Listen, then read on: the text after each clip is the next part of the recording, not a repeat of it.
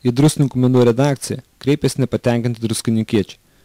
Dabintos ir Birutės gatvių gyventojai turi neįprastą kaimyną, kuris dingęs kaip į vandenį. Namas paliktas be priežiūros, sklypo teritorija netvarkoma, piktžolės apėmusios visą sklypą, tujos užaugo virš 4 metrų ir jau virtę medžiais, bei skverbėsi į kaimynų namų valdas. Tujos tiek išviešėja, kad net verčia tvoros. Sausuoju metų laiku yra grėsmė kilti gaisrui. Jau 3 metus druskininkiečiai savivaldybės administracijos prašo įspręsti želdinių nepriežiūros problemą, tačiau teisybės neranda. Visi jų prašymai ir skundai atsimuša kaip į sieną. 3 metus skundžiame savivaldybei, o savivaldybė taip išeina, kad problemų negali spręsti bendruomenės žmonių.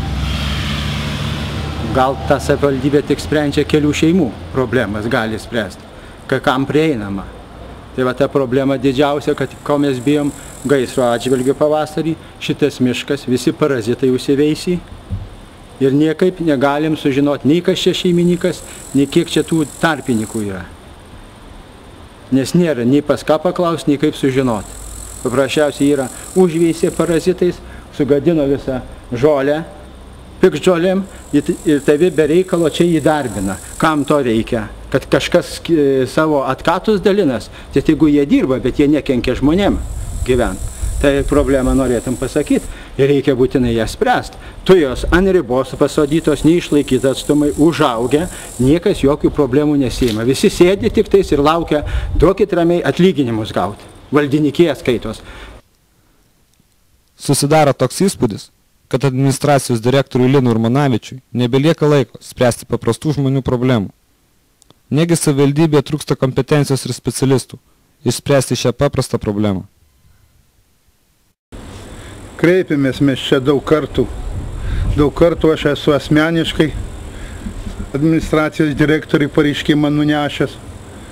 Malkinė, vat prie patujų, pavėsinė, mažiausios kibirkšties, ypač pavasarį, kada žolė, metrinė žolė išdžiūvus.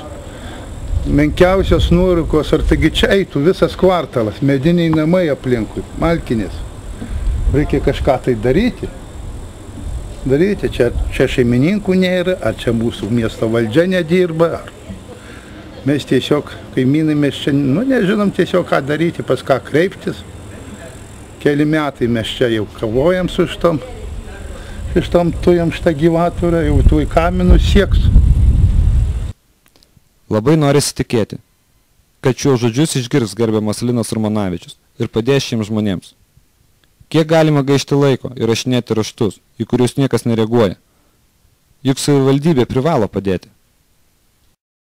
Vat anksčiau išeidavau, tai pasėdėdavau ten ir būdavo ar daržas, ar ažių pasidarydavom, o dabar užaugo šaknys, užaugo medžiai didžiausi, pradėjo ristis kirminiai, gali atsigulti, nei kaip man nesveikam, tai man nėra čia kas daryti.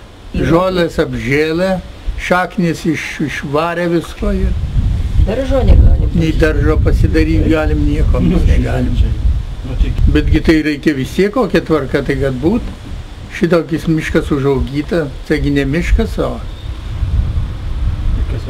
reikia žiūrėti. Ir nieks neteina daugiau, nieko nedaro. Visur rašėm. 3 metai jau, kad prašom. Jau 3 metai, kad viską darom ir niekas nieko nedaro. Nuo šitos pusės tai augo ir svogūnai, daržai viskas augo, o kapraikėra vietai vien šaknys ir turėjom išnaikyti daržus. Nieko negalim sodyti, susėjom žolę dabar ir toj žolė nurūdus visai neauga. Štai ponas Antanas, kaip ir kiti kaimynai, tvarko ir puoselėja namų aplinką. Rodo pavyzdį, kaip reikia tvarkytis. Ne veltui yra posakis. Norint kažką pakeisti, pirmiausia reikia pradėti nuo savęs. Ponas Antanas įžvelgia ir daugiau problemų. Yra padarytas gerbūvis, kai kelią tiesė, kuris prikėlė daug problemų ir nuostolių padarė. 2 kartus nušienau savivaldybė, 2 metus šienavau pats. Dabar nešienauna niekas. Pasižiūrėkit, kas daros. Po gerbūvio atliktų darbų, po mėnesio tiesė kabelius, išrausė, išvertė, išgriovė, nieko netvarkė. Jei norint ir nušienauti, grioviai. niekas nešienauna. Šienauna tik tais, kur yra, tam žmonės, kaip sakyt, jau žinomi miesto. Ten prižiūrima. Čia galima nežiūrėti.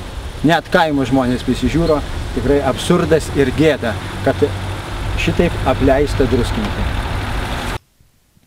Labai keista, kad kurorto gatvės prižiūrimos nevienodai. Nejaugi tvarkomos tik pagrindinės gatvės, kuriomis vaikšto turistai. Neturi būti pamirštos ir nuošalesnės vietos. Šalia elektros pastotės jau pradėjo augti medžiai ir krūmynai.